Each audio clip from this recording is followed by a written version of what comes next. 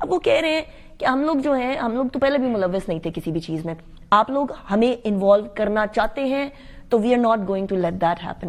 پاکستان تحریک انصاف کے لیے آلریڈی صرف کے پی کے رہ گیا, وہاں باجوڑ کے اندر وہ لوگ ہار گئے, اس ٹائم پر ہری پور میں ہار گئے ڈسپائٹ دا فیکٹ کہ وہ مانتے نہیں ہیں اس رزلٹ کو. لیکن آپ لوگ کیا چاہ رہے ہیں؟ کیا جماعت کو ختم کرنا چاہ رہے ہیں کے پی کے میں؟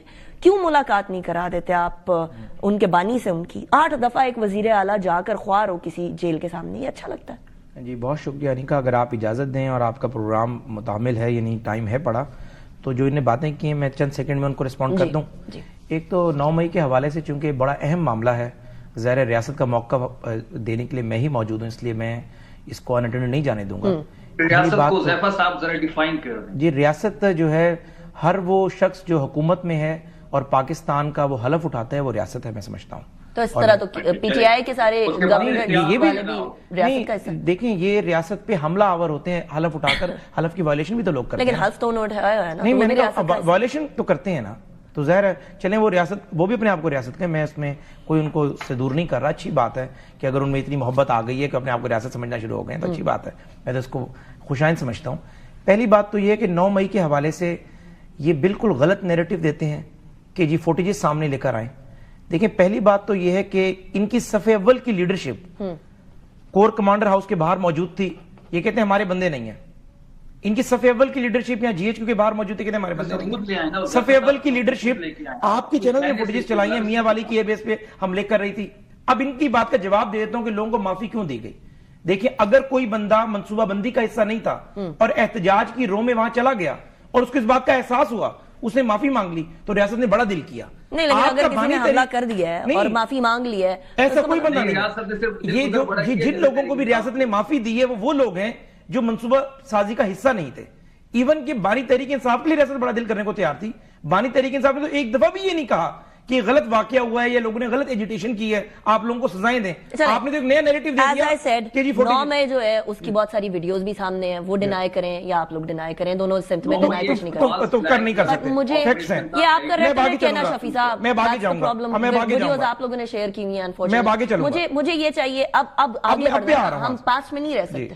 اور شہباز صاحب کا انہوں نے کہا پوری دنیا مانتی ہے, آپ کو بھی اس دشت کی خاک چھانتے ہوئے عرصہ ہو گیا ہے, جتنی شہباز صاحب نے فورن ٹرپس کے ذریعے پاکستان کی فورن پالیسی کو مضبوط کیا ہے, شاہدی کی میں یہاں کسی تعریف کی طرف نہیں جا رہی, مجھے صرف جواب چاہیے اس بات کا کہ ایک جماعت ہے, ایک بڑی جماعت. اب بات یہ کہ ان کی ملاقات کیوں نہیں ہو رہی.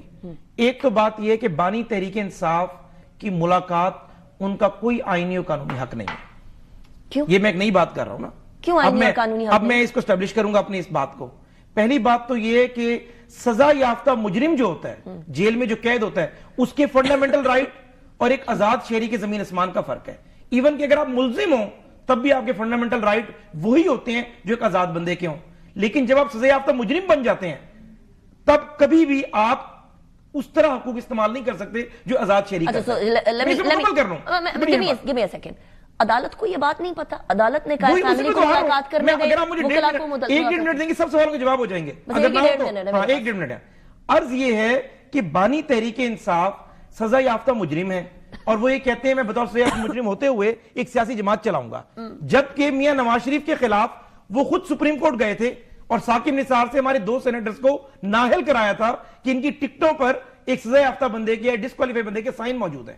ہمارا نقطہ نظر یہ ہے کہ ان کی فیملی سے ملاقات کرانا ان کا فنڈامنٹل رائٹ ہے. سن لینا, کرا نہیں رہے, ہم پہلے کرا رہے تھے جب ان کی بہنوں نے سیاسی سہولت کاری کرنے کی کوشش کی, ان کی بہنوں نے ملک میں ایجوٹیشن کو پروموٹ کرنے کی کوشش کی. پھر بھی آپ فیملی کو کیسے روک سکتے ہیں؟ نہیں روک سکتے ہیں. کیسے؟ جیل مینول واضح ہے کہ اگر ایک سزا یافتہ مجرم کا کنڈکٹ ٹھیک نہیں ہے تو ہم اس کے کنڈکٹ کو دیکھتے ہوئے اس کی ملاقاتیں جیل سپرنٹ روک سکتا ہے. آپ کہہ رہے ہیں نا ملاقات ہونی ہے؟ نہیں, ملاقات ہوگی. کب؟ آج ان کی بہنیں یہ انڈرٹیکنگ دے دیں کہ ہم نے ایز اے فیملی ممبر ملاقات کرنی ہے. دے لیتے ہیں, آپ مان جائیں گے؟ اگر ان کی بہنیں یہ انڈرٹیکنگ دے دیں کہ ہم نے فیملی کی ملاقات کرنی ہے, ہم ہفتے میں 2 نہیں 3 ملاقاتیں کرا کے دینے کو تیار ہیں.